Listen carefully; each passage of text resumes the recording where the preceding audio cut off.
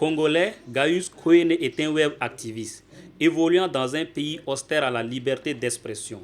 Lui et ses camarades se battent parfois au prix de leur vie pour plus d'ancrage démocratique dans leur pays, le Congo RDC. Aujourd'hui au Congo, déjà s'appeler activiste revient à se faire taguer de terroriste. Donc c'est pas facile. Il y a beaucoup de collègues, qui ont été arrêtés. Il y en a qui sont même en prison jusqu'à maintenant.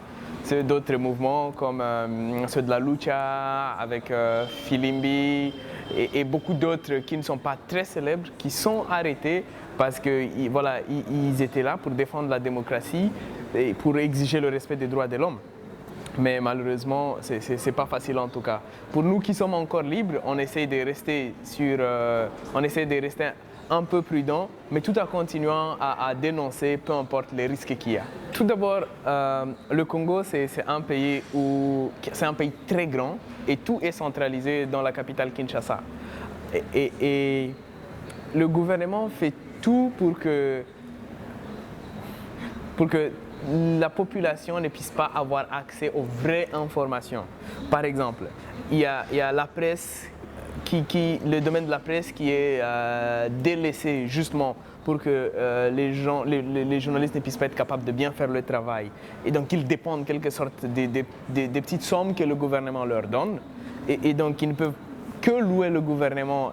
C'est un peu condamner les gens à avoir une seule information. Et nous, ce que nous faisons, c'est donner aux gens l'accès à tout. Et ce que le gouvernement veut entendre et ce que le gouvernement ne veut pas entendre. Et en faisant ça, nous permettons aux gens de prendre des décisions réfléchies sur comment ils peuvent s'impliquer dans tout ce qui est changement de leur pays. Parce qu'il y a l'attitude, par exemple, où on essaie d'encourager les gens à se dire la politique, on laisse aux politiciens. Oui, mais en fait, si les politiciens ils ne gèrent pas bien votre pays, tu vas être affecté. Donc nous, on essaie un peu de partager l'information au maximum et surtout d'impliquer les gens, que les gens se sentent concernés, qu'ils ne sentent pas que la politique, c'est aux politiciens ou l'avenir du pays, il faut laisser ça aux gens en veste qui sont dans la capitale, mais qui se sentent qu'ils doivent aussi faire quelque chose et qu'ils peuvent faire quelque chose. Ça, c'était très compliqué, difficile à gérer. Le gouvernement, justement, par exemple, est tiré à balles réelles sur des manifestants dans la capitale Kinshasa.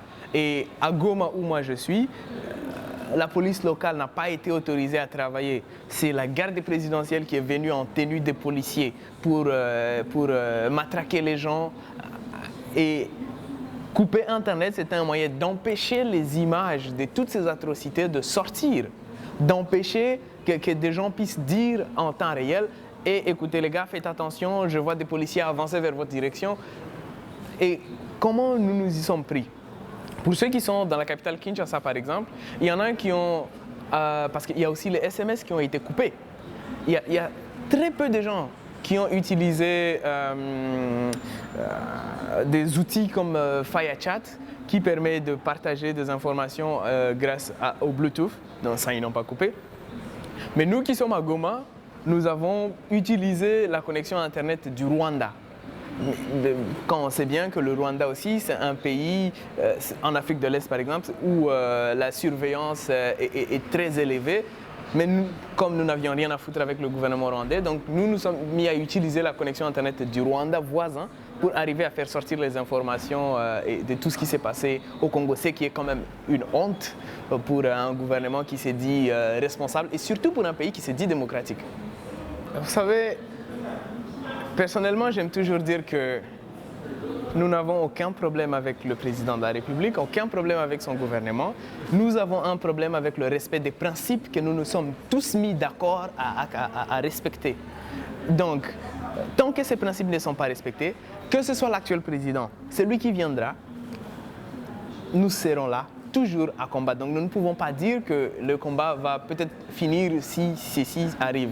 Et est-ce qu'il va y avoir des résultats ? C'est très difficile à dire parce qu'à l'heure qu'il est, il y a beaucoup de machinations politiques surtout pour faire passer, pour ne pas faire respecter la Constitution en douceur sans qu'il y ait de bruit.